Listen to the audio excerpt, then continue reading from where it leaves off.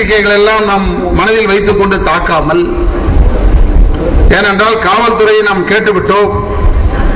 காவல்துறையை கேட்டதற்கு தலைவருடைய தலைமையிலே கமிஷனர் ஆபீஸுக்கு சென்று கமிஷனர் ராஜேந்திரன் அவர்களை சந்தித்தோம். அவர்கள் செய்தியை கொடுக்கவில்லை என்று கூறிவிட்டார். ஆக இவர்களாகவே கவிதை பாடியிருக்கிறார்கள். இதை எதற்கு சொல்கிறேன் என்றால், இந்த காலை இயக்குனர் சங்கத்தின் அத்தனை உறுப்பினர்களையும் ஒரே இடத்தில் பார்க்கும்போது கேட்டேன்.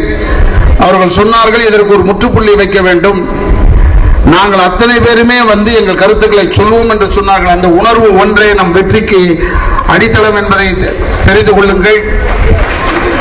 அதேபோல் இங்கே வந்திருந்த சகோதரர் சேரன் அவர்கள் மிக அற்புதமாக சொன்னார், இன்று முடிவெடுக்கவில்லை என்றால் என்றும் முடிவெடுக்க முடியாது. ஏனென்றால் எழுதியவராகட்டும் அல்லது அந்த பத்திரிகை உரிமையாளராகட்டும், அவருக்கும் மனைவி இருக்கிறார்கள், தாய் இருக்கிறாள், சகோதரி இருக்கிறார். திரையுலகத்தினரோ யாருமே அந்த பத்திரிகை பக்கமே செல்லவில்லை. ஏன், எதற்காக என்றால், ஒரு மஞ்சள் பத்திரிகை அலுவலகத்திற்கு முன்னால் நாம் போய் கோஷம் எழுப்புவது என்று சாலச் சிறந்தது அல்ல. நமக்குள் நல்ல முடிவெடுத்து நிச்சயமாக எங்களுடைய தலைவர் சுப்ரீம் சரத்குமார் அவர்கள் மிக அற்புதமாக இந்த தீர்மானத்திற்கு, ஏனென்றால் அவரும் பத்திரிகையாளர் தான், அவருக்கும் தெரியும் என்ன முடிவெடுக்க வேண்டும் என்று. அதனால் நீங்கள் உங்கள் முடிவுகளை வைத்துத்தான் நல்ல தீர்மானங்களை எடுக்க முடியும் என்று சொல்லி, மீண்டும் ஒரு முறை வந்திருக்கும் அத்தனை பேருக்கும் ஒரு பாதங்களை தொட்டு வணக்கங்களை கூறி, மிக முக்கியமாக நம்முடைய குடும்பத்தில் ஒருவராக இருக்கக்கூடிய, எவ்வளவுதான் உச்சைக்கு சென்றாலும் இந்த நடிகர் இனம் என்னுடைய இனம், என்னுடைய குடும்பம் என்ற ஒரே உணர்வில் இங்கே வந்திருக்கும் நம்முடைய அன்பு சகோதரர் சூப்பர் ஸ்டார் ரஜினிகாந்த் அவர்களை மீண்டும் ஒரு முறை நான் வணங்கி, பேசுபவர்கள் தயவு செய்து உணர்ச்சி வசப்பட வேண்டாம் என்று மட்டும் சொல்லி, தங்களுடைய வார்த்தைகள் நடிப்பாக போகாமல் நியாயமான முறையில் நாம் கருத்துக்களை சொல்ல வேண்டும், நம்முடைய முடிவுகளை சொல்ல வேண்டும் என்று சொல்லி,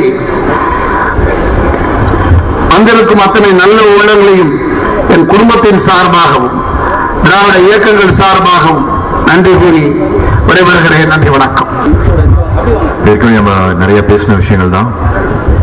பத்திரிகைங்கிறது காலையில் எழுந்துச்சா சமுதாயம் எப்படி போகணும், எதை நோக்கி இந்த விழிப்புணர்ச்சி இருக்கணும், எதில் நம்ம கவனம் செலுத்தணும் அப்படிங்கிறதுல அப்படி நம்ம வழிகாட்டியா இருக்கணும், ஒரு ஆசிரியர் மாதிரி இருக்கணும். நிறைய பத்திரிகைகள் நாங்கள் கேட்காம எங்க வீட்டுக்கெல்லாம் வருது. நான் இந்த பத்திரிகைலாம் கிழிச்சு குப்பத்தொட்டியில் போட்டிருக்கேன். என்னோட வயசுல சின்னவங்க இதை பார்க்கக்கூடாது, மனசு கிடக்கூடாது அப்படின்ட்டு நான் அந்த பத்திரிகையெல்லாம் கிழிச்சு போட்டிருக்கேன். ரொம்ப அருமையான தொழில். நிறைய வாட்டி இந்த மாதிரி நடந்திருக்கு, எனக்கு நடந்திருக்கு, என் குடும்பத்தில் நிறைய பேர் நடந்திருக்கு. வயிற்று கழுவுறாங்க, சாப்பாடு காசுலாம் வயிற்று கழுவுறாங்க, கலெக்ஷன் கம்மியா இருக்கு, அந்த பத்திரிகை நல்லா நடக்கல அப்படிங்கிறது அவங்க இந்த மாதிரி தொடர் எழுதும் போதே தெரிஞ்ச விஷயம். அது ஒரு வாட்டி நம்ம விட்டுருக்கோம், விட்டு கொடுத்துருக்கோம், உண்மையும் சொல்லணும், மறந்து போயிருக்கோம். அந்த மாதிரி இனிமே இருக்கக்கூடாது.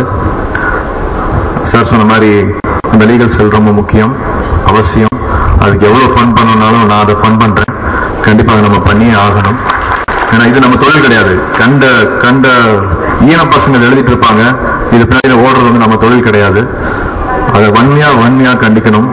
நம்மளுக்கு என்னென்ன ரைட்ஸ் இருக்கோ, என்னென்ன சக்தி இருக்கோ, அது எல்லாத்தையுமே யூஸ் பண்ணி இவங்களை நசுக்கணும். திரும்பி இந்த மாதிரி ஒருத்தங்க யோசிக்க கூட கூடாது. அந்த மாதிரியான ஆக்ஷனா இருக்கணும். ரொம்ப நன்றி முதல்வர் அவர்களுக்கு. நாங்க எல்லாருமே ரொம்ப சந்தோஷமா இருக்கோம்.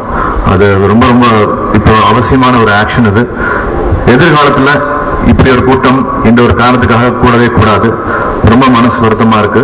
திரும்பி இந்த மாதிரி ஒரு கூட்டம் இந்த காரணத்துக்கு இப்படி ஒரு நினைப்பை யாருக்கும் வரக்கூடாது. சேர்ல உட்காரும் போது சேர் கடியில போய் போட்டோ எடுக்கிறது, இதெல்லாம் ரொம்ப கேவலம். தயவு செஞ்சு பண்ணாதீங்க. தேங்க்யூ. அனைவருக்கும் வணக்கம். தம்பி விவேக் பேசுறதுக்கு மேல பேசவே முடியாது, அவ்வளவு அற்புதமா பேசிட்டாரு. அந்த படம் எல்லாம் கிடைச்சதுக்கு அப்புறம் சொல்லுங்க, சின்ன ஜட்டி சின்ன பிராவா போடுவோம். ஏன்னா நம்ம தானே கிராபிக்ஸ் உருவாக்குறோம்.